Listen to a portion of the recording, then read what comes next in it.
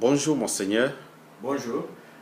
Ouais, aujourd'hui c'est le 12 février 2014 et c'est au moins 100 ans de l'existence de l'Église méthodiste unie au Congo central.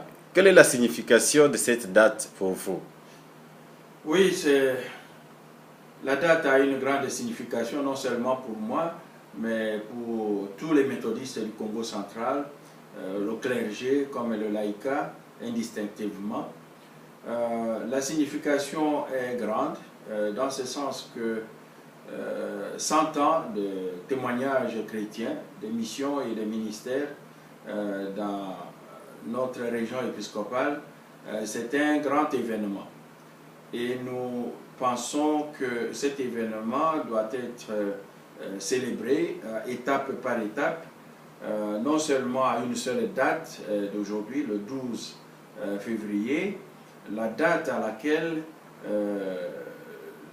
l'évêque Lamboth a fondé la mission Mibango, qu'on a nommé plus tard d'après le chef Wembonyam, qui était un grand ami de l'évêque Lamboth, est devenu mission Wembonyam. Mais nous pensons que comme maintenant l'Église a grandi, s'est répandue dans toutes les provinces de notre pays, sauf la province du Katanga, où l'Église méthodiste travaille sous autres régions épiscopales, Nord Katanga et Sud Congo. Donc nous allons programmer les activités, comme ça a commencé d'ailleurs aujourd'hui. À Wembonyama, il y a eu beaucoup d'activités d'après l'information que nous avons. Il y a eu un défilé de tous les membres de tous les départements de la mission vers Osomba, où se trouve une de nos églises là-bas. Cela a été significatif dans ce sens que lorsque l'évêque Lamboth a rencontré le chef Wembonyama, c'est à partir de là qu'on a créé notre première mission. Et ce que nous appelons la mission aujourd'hui, c'est un lopin de terre que le chef a accordé à l'évêque Lamboth pour créer la mission. Donc, nous aurons des activités comme ça à Wembonyama, ici à Kinshasa, à Kananga et dans beaucoup d'autres districts. Et ces activités seront clôturées, la cérémonie, la célébration sera clôturée mardi, le 26 août 2014. Ce sera après la conférence annuelle du Congo central à Wembonyama. Donc la célébration sera clôturée à Wembonyama, le lieu, la mission, première mission, là où l'Église a commencé. Oui, Monseigneur, encore un peu plus de détails sur la planification au niveau de chaque conférence annuelle.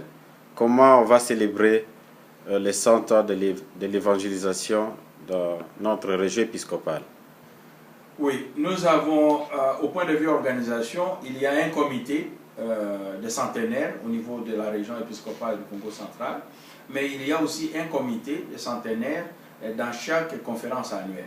Donc, chaque conférence annuelle planifie ses activités avant la conférence, comme la date d'aujourd'hui, qui est la date historique, mais aussi pendant les sessions de conférences annuelles, il y aura encore d'autres activités. Et comme je viens de le dire, on va clôturer cette célébration par la grande rencontre, la grande célébration le 26 août 2014 à Wembonyama.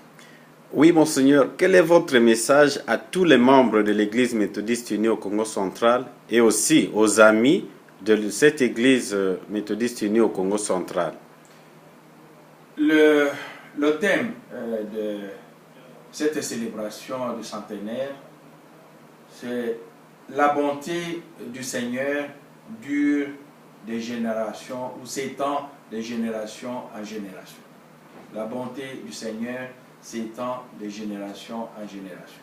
C'est un message que nous avons trouvé significatif dans ce cantique magnifique de Marie que nous trouvons dans l'évangile de Luc au chapitre 1, verset 50.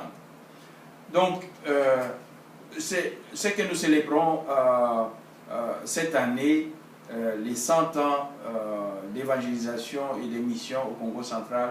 C'est au fond la célébration de la bonté du Seigneur qui s'est étendue de génération en génération.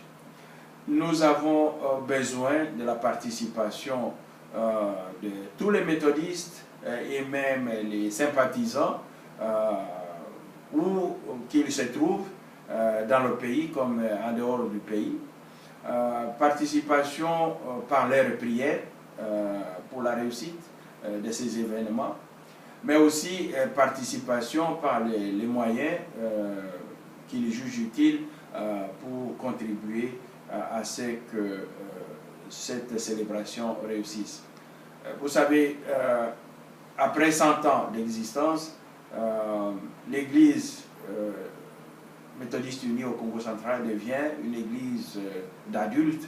Nous devons commencer à nous prendre en charge au lieu de tout simplement tendre la main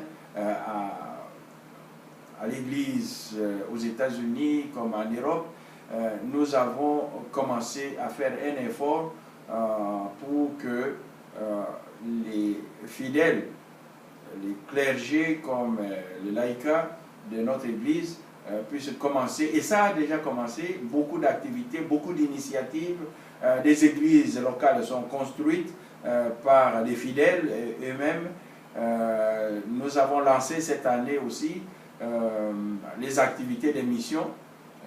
Ça a affecté même notre système d'affectation ou de désignation, où là où nous avons 3 pasteurs ou 2 pasteurs dans une église locale, un pasteur va se charger de s'occuper, de superviser l'église locale, mais un autre pasteur va s'occuper des activités missionnaires autour de cette église locale.